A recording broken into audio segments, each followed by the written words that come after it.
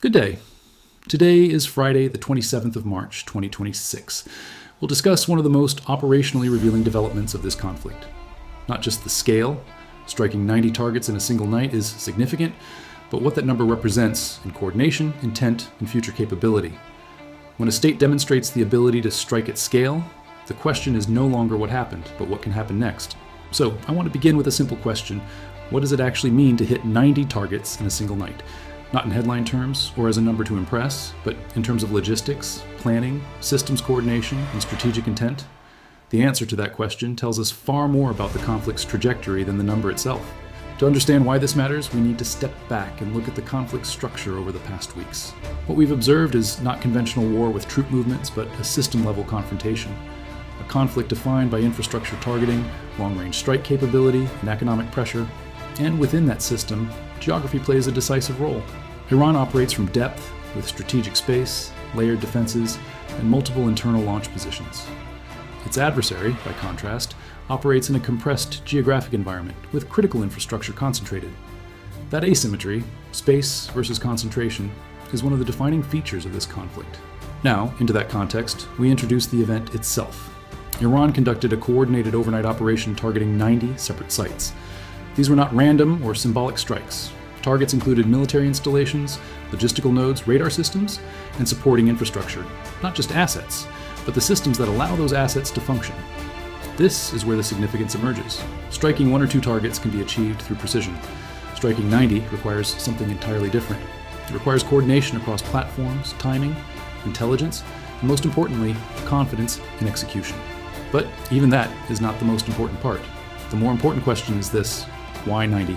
Numbers in military operations are rarely arbitrary. They reflect capacity, intent, and sometimes messaging. So what does 90 tell us? It suggests scale. Not maximum scale, but sustainable scale. It suggests this was not a one-off demonstration, but closer to a repeatable operation.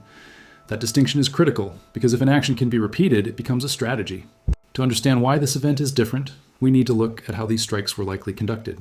Previous phases showed missile strikes and drone deployments, high-speed systems to overwhelm defenses, combined with slower, lower-cost systems to saturate. What appears to have happened here is a refinement of that approach. Not just speed, not just volume, but coordination. Multiple vectors, multiple timings, multiple types of targets. Combining these creates something far more difficult to defend against. Consider the basic mechanics of air defense. A defensive system must detect, track, and intercept incoming threats. Each of those steps takes time, and time in this context is the most limited resource. Now imagine not one incoming object, but dozens. Not from one direction, but from several. Not arriving simultaneously, but in staggered waves. The system becomes strained. Now scale that up to 90. Even if a high percentage are intercepted, and official statements often emphasize this, the key variable is not the interception rate, but the penetration rate. Because when you are dealing with critical infrastructure, it does not take many successful strikes to achieve significant disruption. And this brings us to the core of the issue: the shift from symbolic targeting to systemic targeting. Hitting a single military base is a statement. Hitting dozens of interconnected nodes begins to degrade capability. It disrupts coordination. It creates friction within the system. And friction, sustained over time, leads to degradation. Now let us look briefly at the technological side, because this is where another layer of the story emerges. There's a tendency to focus on advanced systems, hypersonic missiles, high-speed interceptors, cutting-edge defense platforms, and those are important.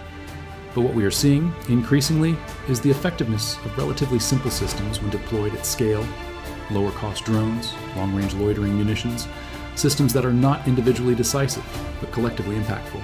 The contrast here is important. A high-end interceptor missile can cost hundreds of thousands, sometimes millions of dollars. A drone, by comparison, can be produced for a fraction of that cost. When those drones are used in large numbers, the economic balance shifts. This is not just a military equation, it is a financial one. And over time, financial asymmetry becomes strategic asymmetry. Now consider the implication of that in the context of a 90-target strike. Even if the majority are intercepted, each interception carries a cost. Each engagement uses resources. And those resources are not unlimited. So the question becomes, how long can that balance be maintained? Because if the attacker can sustain operations at lower cost than the defender can sustain interceptions, the dynamic gradually shifts in favor of the attacker. This is not immediate, it is cumulative, and that is what makes it difficult to address in real time.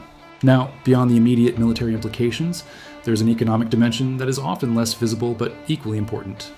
When infrastructure is targeted, not just destroyed but disrupted, the effects ripple outward. Logistics slow down, supply chains become uncertain, operational planning becomes more complex. Even if physical damage is limited, the uncertainty itself has an impact.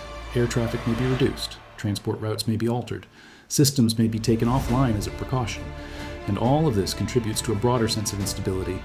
Which brings us to the next question: what happens if this continues?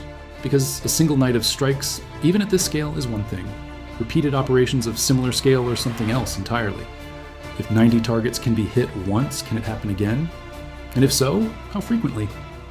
This is where the concept of sustainability becomes central. Was this a peak demonstration, or was it a baseline? If it is the latter, then the strategic implications are significantly more serious, because it suggests capacity exists not just for escalation, but for persistence. And persistence is what changes the nature of a conflict. Now we must also consider the broader geopolitical context. When actions of this scale occur, they are not observed in isolation. Other actors are watching. Allies, adversaries, neutral states. Each draws conclusions about capability, intent, and risk. And those conclusions influence decisions. Military decisions, economic decisions, diplomatic decisions. In that sense, an operation like this extends far beyond the immediate targets.